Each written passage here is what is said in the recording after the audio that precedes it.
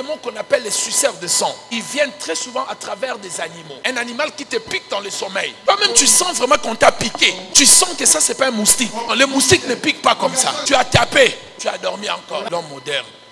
Tu ne mets pas le sang de Jésus. Tu ne prends pas ta bouteille d'huile pour oindre les corps. Et ce moment-là, les suceurs de sang viennent établir quelque chose pour sucer ton sang. C'est ainsi, il y a des gens qui maigrissent de manière, vous partez à l'hôpital, le médecin ne voit rien, mais la personne continue à maigrir. Vous partez faire le scanner, IRM, ces choses-là, vous ne voyez rien, mais la personne ne cesse de maigrir. Les suceurs de sang avaient déjà établi un lien pour sucer le sang de cette personne. Frères et sœurs, j'ai parlé avec le pasteur Chilo. Il me racontait une histoire d'un grand musicien de notre pays. Il tue les membres de musiciens, les membres de famille de ces musiciens, à travers des cafards. Ça veut dire si vous êtes assis là, petit, va tuer ces cafards-là. Toi, tu es le musicien, le boss t'envoie. Toi, tu t'élèves aussi, viens, tu écrases. Tu as tué un membre de ta famille. Quand me dit amen bien. Faites très attention, mes bien-aimés. Il y a certaines piqûres. Quand vous les sentez la nuit, papa, mets le sang de Jésus. Vaut mieux chasser les démons là où ils ne sont pas, que de les laisser là où ils sont.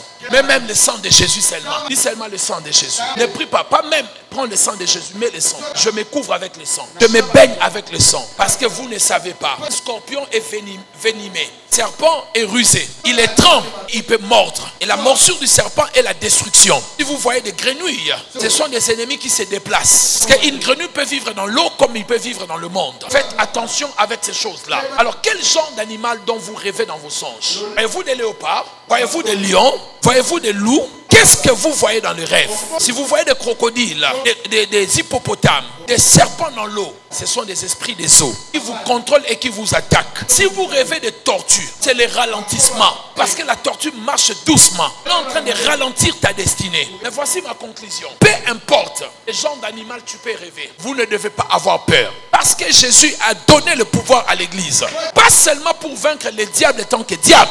Il a dit, je vous donne le pouvoir de faire quoi? De marcher sur les serpents. Quand le diable prendra la forme d'animal, comme un serpent, nous pouvons marcher sur lui. Quand il prendra la forme d'un animal comme les scorpions, nous pouvons marcher sur lui. Peu importe la forme dont le diable et les démons peuvent prendre, que cela soit un chien, que cela soit un chat, une souris, un lion, un loup, le crocodile, nous avons le pouvoir, en le nom de Jésus, de détruire cela. Tiens-toi sur tes pieds et commence à marcher avec le pouvoir qu'il a mis sous tes pieds de détruire la puissance satanique.